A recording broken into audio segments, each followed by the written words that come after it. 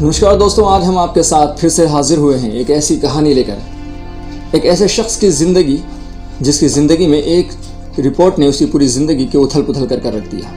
एक ऐसी कहानी, उस शख्स की कहानी सिर्फ एक रिपोर्ट की वजह से बदल कर रह गई, लेकिन वहीं दूसरी रिपोर्ट ने उसे फिर से उसकी ज़िंदगी में तब्दीली लाई। लेकिन क्या वाकई उस रिपोर्ट की वजह से वो माँ बाप, रिश्तेदार, अहबाब, दोस्त, गाँव वाले उसे उसी तरह अपना पाएंगे जिस तरह उसे पहले अपनाते थे? ये तमाम अहम सवालों के साथ आज मैं आपसे मुलाकात करूंगा और जानेंगे इन तमाम सवालों के जवाब। मुलाकात करवाऊंगा आपके उस शख्स से जिस शख्स की ज़िंदगी में ये सारी कहानियाँ हुई। ये सारी कहानी उस शख्स को कितना बदल कर रखती है, तो देखें मेरे साथ। मैं सैयद महराज।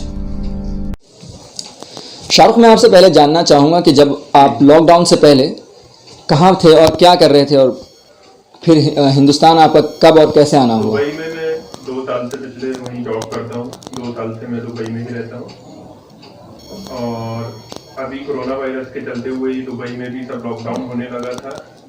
लगभग 10 दिन के लिए सब बंद था वहाँ पर मार्च के लास्ट में। तो मैंने सोचा कि 10-15 दिन के लिए इंडिया होकर आ जाता हूँ। तो इसी चक्कर में मैं दुबई से संभल आया लखनऊ होते हुए। तो टाइम पर मैं संभल आ गया और संभल आने के बाद भी जैसे कि मतलब मेडिकल टीम जो थी यहाँ पे, हमारे डॉक्टर्स और एडमिनिस्ट्रेशन जो थे, उनको मेरी डिटेल्स मिली होगी इमिग्रेशन डिपार्टमेंट से कि इन्होंने रिसेंटली ट्रैवल किया है फॉरेन कंट्रीज से। तो उसके बेसिस पे उन लोगों ने मेरी रिपोर्टिंग करना स्टार्ट किया।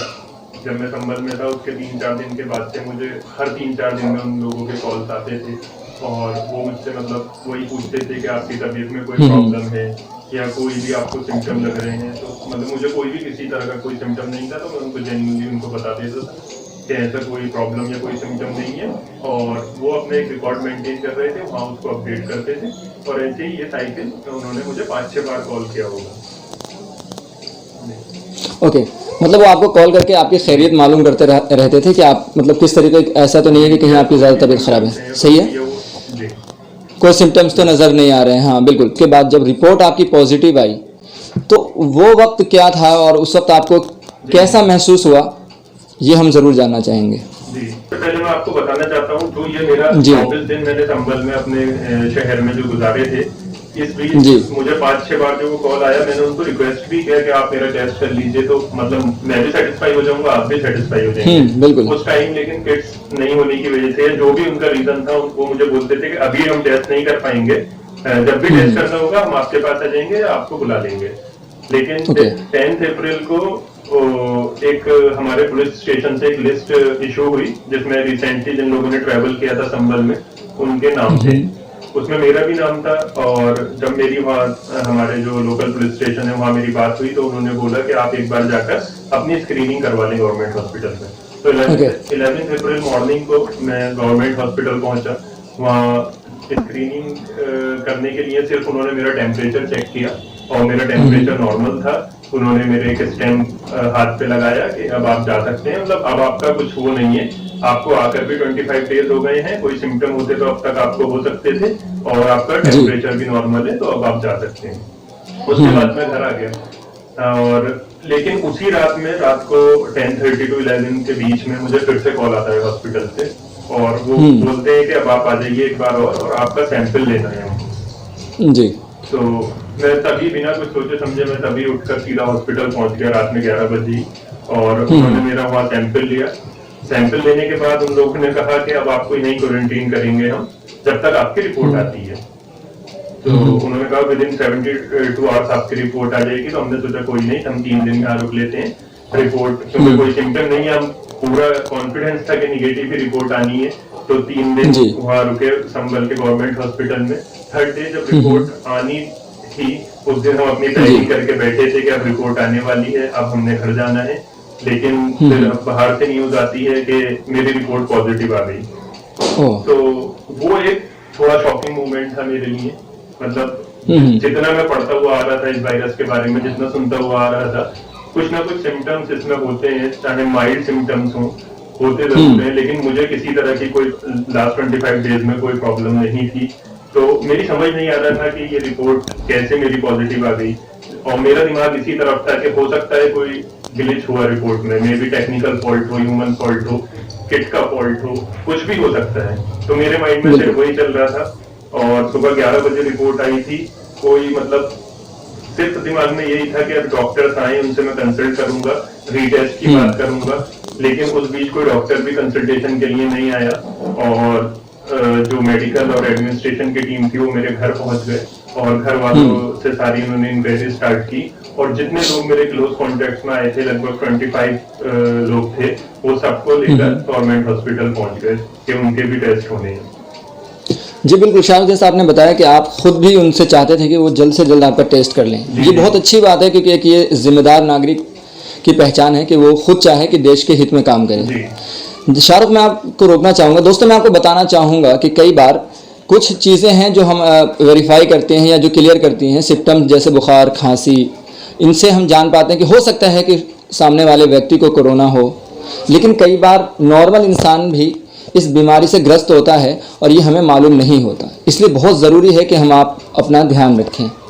बिल्कुल शाहरुख, आपने जैसा बताया, उसके बाद आपकी जब रिपोर्ट पॉजिटिव आई तो बिल्कुल बहुत ही शॉकिंग रहा होगा आपके लिए वो मोमेंट, क्योंकि जब हम जानते हैं कि क्योंकि ये बहुत बड़ी बीमारी है और इसका कोई इलाज नहीं है, लाइलाज बीमारी है।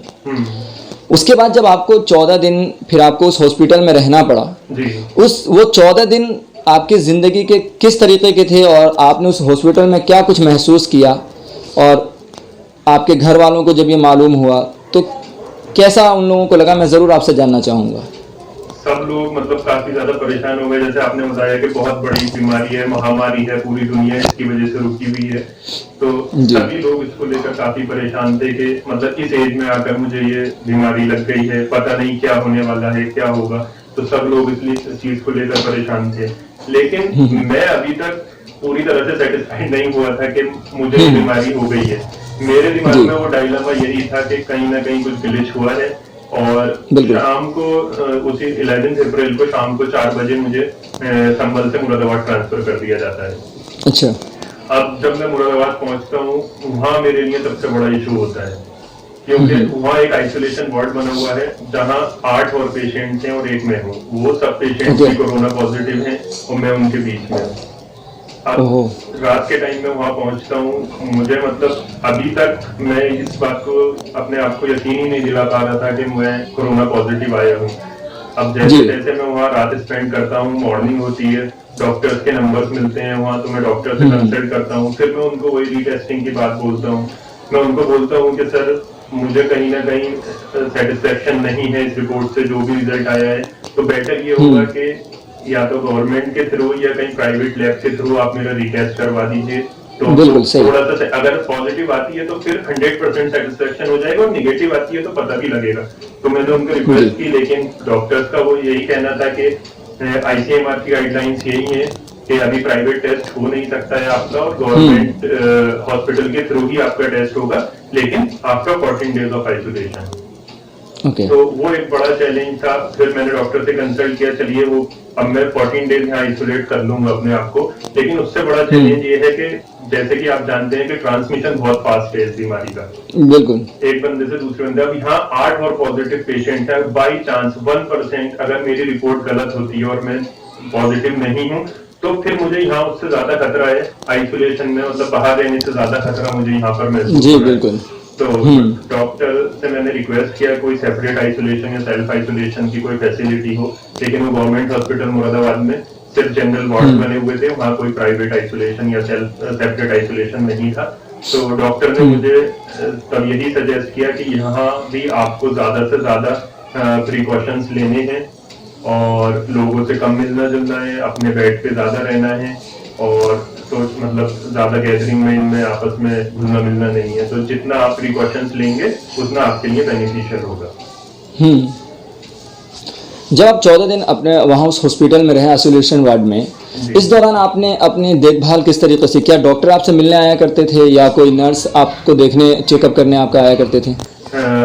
ये 14 डेज के जब मैं आइसोलेशन में था तो ऑन ड्यूटी जो डॉक्टर्स थे वो डेली 1 या 2 विजिट्स करते थे हमारे वार्ड की, और उन विजिट्स में कोई दवाई या कोई वैक्सीन तो है नहीं जो वो हमको रेगुलर देंगे, लेकिन उसमें ये होता था कि और जो पेशेंट्स हैं मुझे तो अल्हम्दुलिल्लाह किसी तरह की कोई प्रॉब्लम नहीं थी, लेकिन और जो पेशेंट थे, किसी को कफ था, किसी को कुछ फीवर था, तो उनका सिम्टोमेटिक ट्रीटमेंट वो करते थे कि जिस पेशेंट्स को जो सिम्टम्स आ रहे हैं उसके लिए वो दवा दे देते थे। तो इस तरह से वो विजिट पे रहते थे। अदरवाइज जो डॉक्टर थे ऑन कॉल हमेशा अवेलेबल थे। वो कभी भी दिक्कत हो, कोई जरूरत हो, किसी चीज की जरूरत हो तो उनको कॉल में करता था और वो अच्छे से सारी फैसिलिटी। ये बहुत अच्छी बात थी कि मतलब डॉक्टर ऑन कॉल ही सही, लेकिन कम से कम आपके लोगों के टच में थे। जी जी बिल्कुल। आधी रात में भी अगर मैं डॉक्टर्स को कॉल करता हूँ, मैंने 1-1 बजे भी डॉक्टर्स को कॉल किया है पूछने के लिए कि मेरी रिपोर्ट आई नहीं आई, लेकिन वो हमेशा मेरी कॉल को। इस दौरान जब आप आइसोलेशन वार्ड में थे तो इस दौरान क्या कोई घर वाले आपसे मिल सकते थे या उनको किस तरीके से आप मुलाकात करते थे? नहीं, कोई मुझसे मिल नहीं सकता था। वो सेपरेट बिल्कुल आइसोलेशन था। उस बिल्डिंग में किसी बाहर वाले की एंट्री भी नहीं थी। तो लेकिन मेरे पास मेरा मोबाइल, लैपटॉप सब चीज मेरे पास थी, तो कम्युनिकेशन जी। फोन से ही सब। मैं ये जानना चाहूँगा, जिस आपने बताया जैसा कि 24 दिन तकरीबन आप अपने घर पे रहे थे दुबई से वापस लौटने के बाद, ज़रूरी इस दौरान आप अपने दोस्त अहबाब से भी मिले होंगे, गांव वालों से टच में आए होंगे। तो जब आपको पॉजिटिव पाया गया और आपको आइसोलेशन वार्ड में रखा गया, उसके बाद क्या उन लोगों को भी बिल्कुल ज़रूरी हुआ होगा? तो क्या उन लोगों को भी अलग से हॉस्पिटलाइज किया गया, उन लोगों को आइसोलेशन वार्ड में रखा गया? नहीं, उनका सबसे अच्छी चीज ये हुई, जो 25 लोग मेरे टच में आए थे सबकी रिपोर्ट निगेटिव आई थी, लेकिन उनको भी 14 डेज क्वारंटीन किया उन्होंने। मतलब रिपोर्ट आने के बाद उनको 14 डेज गवर्नमेंट हॉस्पिटल में क्वारंटीन किया और उसके बाद उन्होंने उनको 14 डेज होम क्वारंटीन किया। तो अभी तक मतलब अभी तक आप और आपके जो भी आप लोगों के टच में थे वो सभी अभी आप होम क्वारंटीन है, यानी घर के अंदर ही सभी रह रहे हैं। ठीक है। मैं शाहरुख, मैं ये जानना चाहूँगा कि जिस दौरान आप आइसोलेशन वार्ड में थे, ज़रूरी है क्योंकि आपको डर था कि अगर आपने को ये बीमारी नहीं है और ये लोग जो पॉजिटिव वहाँ पे रह रहे हैं उनसे आपको फैल सकती है, तो इस दौरान आपने अपनी देखभाल किस तरीके से की? क्या कुछ अपने लिए क्या अलग किया था आपने?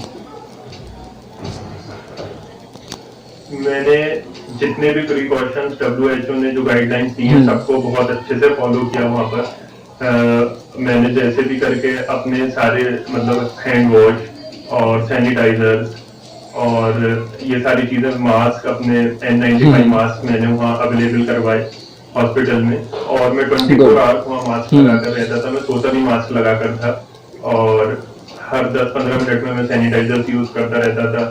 थोड़ी थोड़ी देर के बाद हैंड वॉश करता रहता था। लोगों से कम मिलता था, अपने आप में रहता था। तो ये सारे प्रिकॉशंस मैंने वहाँ लिए। कि आपको गिल्ट था कि कहीं ऐसा ना हो कि ये बीमारी उन लोगों को आपकी वजह से ट्रांसफ़र हो गई हो, तो आप इस गिल्ट में काफ़ी दिन तक रहे और ये आपके अंदर उस वक्त तक रहा जब तक कि रिपोर्ट आपकी नेगेटिव नहीं आ गई। तो ये आपको ऐसा क्यों लग रहा था? नहीं, गिल्ट, मुझे कोई ऐसा गिल्ट नहीं था उसका, क्योंकि मैंने कोई क्राइम नहीं किया था कि जिसका मुझे गिल्ट हो। एक बीमारी है, मुझे लगी, किसी और को भी लग सकती थी, किसी को भी लग सकती थी, तो गिल्ट नहीं था। गिल्ट मैं वहाँ यूज नहीं करूंगा। मुझे एक अफसोस था।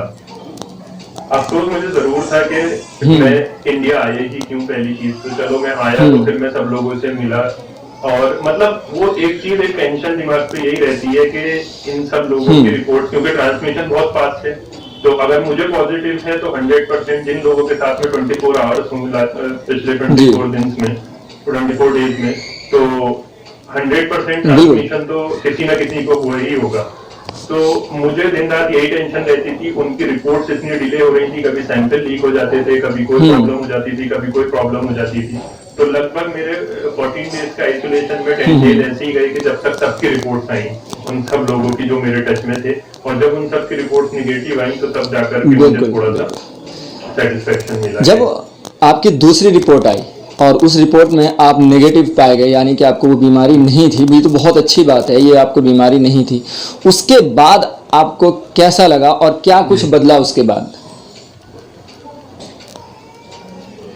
मतलब उसके बाद मुझे बहुत अच्छा सा फील हुआ और थोड़ा सा मतलब वही जो पहले दिन से डे 1 से चीज चल रही थी कि ये रिपोर्ट अगर पहले हो जाती तो हो सकता है और पहले ये रिजल्ट निगेटिव आ जाते, लेकिन खैर वो प्रोसीजर था, वो गाइडलाइंस थी, वो फॉलो करनी थी।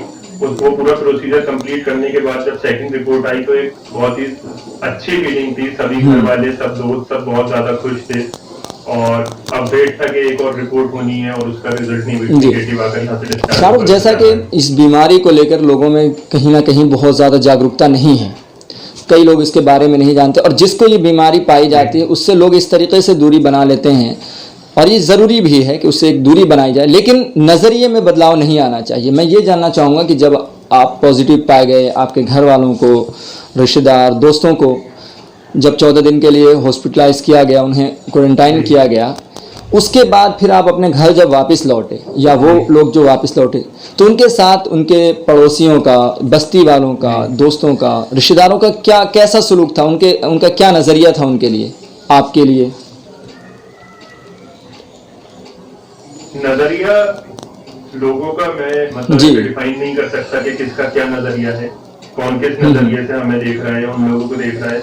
लेकिन जो हम सब लोगों ने डिसाइड किया वो ये था कि आज की डेट में हम सब लोग कोरोना निगेटिव टेस्ट होकर आ गए हैं, और हम वो 100% अब हमें पता है कि हमें कोरोना नहीं है, लेकिन बाहर किसी को भी हो सकता है। तो हम सब लोगों ने ये डिसाइड किया कि आने वाले कुछ दिन हम खुद ही दूसरे लोगों से मिलना अवॉइड करेंगे, ताकि हो सकता है किसी और से हमें फिर से दोबारा आ जाए। तो बेटर यही होगा कि हम ही दूसरे लोगों से मिलना अवॉइड करें। और जब से मैं आया हूँ, मुझे आज 11 दिन हो गए हैं, मैं घर में ही हूँ, मैंने घर से बाहर पैर भी नहीं रखा है, ना मैं किसी से मिला हूँ। जो मेरे फ्रेंड्स वगैरह थे उनसे फोन पे और सब बात होती रहती है, लेकिन अभी तक मैं किसी से ये तो बहुत अच्छी बात है। चलिए, हमारी भी यही दुआ है कि जो लोग आपको पॉजिटिव आने के बाद उनका अगर नज़रिया बदला भी हो, तो वो लोग भी आपके साथ अच्छा सलूक करें और उसी तरह पेश आएँ जिस तरीके से आपसे बचपन से पेश आते हुए नजर आए।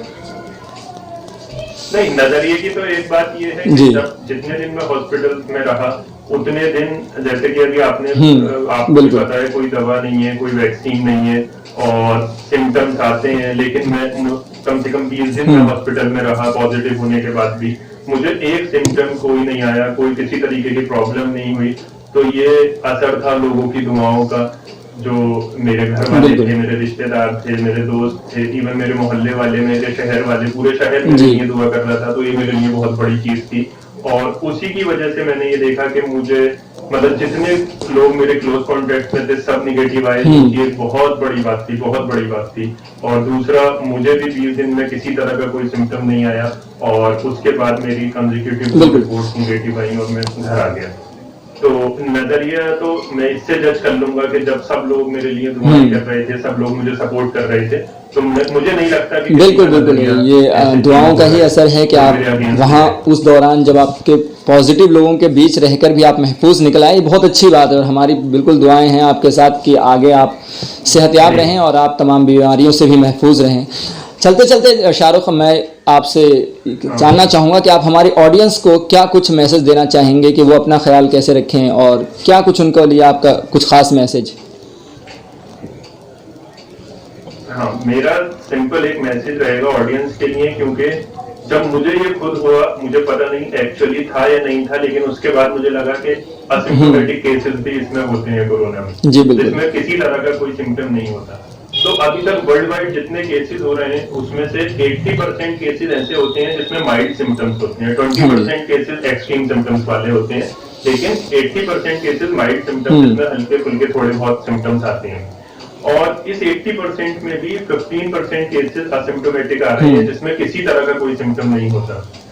तो इसलिए मेरा लोगों से यही कहना है कि इस बीमारी से बचने के लिए, हो सकता है किसी को भी हो जाए, कोई बहुत बड़ी, जितनी बड़ी महामारी है इतनी बड़ी चीज भी नहीं है, बिल्कुल इससे रिकवरी हो सकती है। अपने आप पे कंट्रोल करना है, और जो लोग पहले से कोई बीमार है, कोई प्रॉब्लम है, उन पे ज्यादा इम्पैक्ट करती है। जो 20% में आते हैं जिनको स्ट्रॉन्ग सिम्टम्स आते हैं इसके, वो लोग होते हैं जिनकी बॉडी में पहले से ही कोई प्रॉब्लम है। और जो लोग बिल्कुल ठीक हैं उनके लिए ये कोई इतनी बड़ी चीज नहीं है, इजीली आप रिकवर कर सकते हैं।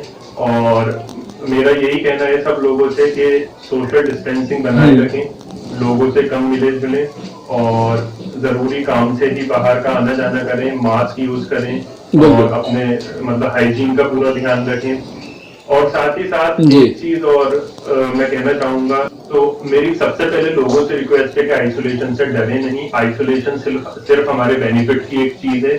अगर बाई चांस हमें कोई सिम्टम आ रहा है तो आइसोलेशन में कोई ट्रीटमेंट नहीं होता है, सिर्फ आइसोलेट इसलिए किया जाता है कि अगर आपको कुछ सिम्टम्स आ रहे हैं तो जैसे मैंने बताया सिम्टोमेटिक ट्रीटमेंट होता है, और जो मेन पर्पज है आइसोलेशन का वो है कि आपसे किसी दूसरे को ट्रांसमिट ना हो जाए बीमारी। तो 14 दिन 15 दिन आपको रखकर आपके अंदर से उसको खत्म किया जाता है।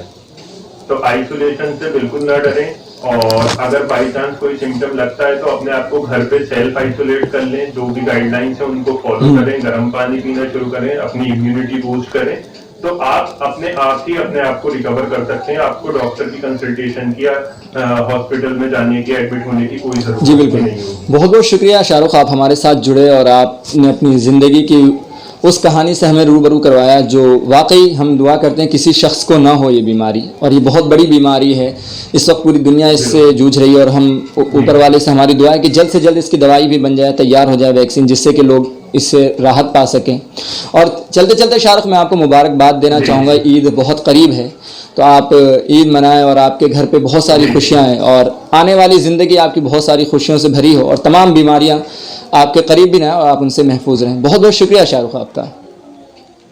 मैं द आउटरीच न्यूज़ नेटवर्क का शुक्रिया अदा करना चाहता हूँ कि उन्होंने मुझे एक मौका दिया कि मैं अपनी कहानी लोगों के साथ शेयर कर सकूँ। क्या मेरी जर्नी रही, कैसे मैंने कोरोना से जंग लड़ी है, कैसे मैंने अपने प्रिकॉशंस लिए हैं, कैसे मैंने इससे रिकवरी की है, ये पूरी कहानी लोगों तक पहुँचाने के लिए आउटरीच का तहे दिल से शुक्रिया। ज़रूरी है कि आप इस बीमारी की गंभीरता को समझें, वरना हो सकता है कि आपकी भी कहानी कहीं ना कहीं किसी ऐसे ही न्यूज़ चैनल पर दिखाई जा रही है। शाहरुख के साथ जो हुआ वो नहीं जानते थे, उन्होंने अपना पूरा ख्याल रखा, लेकिन फिर भी उन्हें उस दौर से, उस वक्त से गुजरना पड़ा जो वो कभी नहीं चाहते थे। दोस्तों, ये तो थी शाहरुख की कहानी जो हमने उनकी ही ज़बानी सुनी, लेकिन आपके आसपास भी ऐसी ही कहानी है तो आप हमें बता सकते हैं। स्क्रीन पर जो नंबर शो कर रहा है उस पर आप व्हाट्सएप के ज़रिए या कॉल करके बता सकते हैं। उम्मीद है कि आपको आज का ये प्रोग्राम ज़रूर पसंद आया होगा। फिर मुलाकात होगी किसी और नए प्रोग्राम में, किसी और नई कहानी के साथ। Subscribe now and press the bell icon, never miss an update.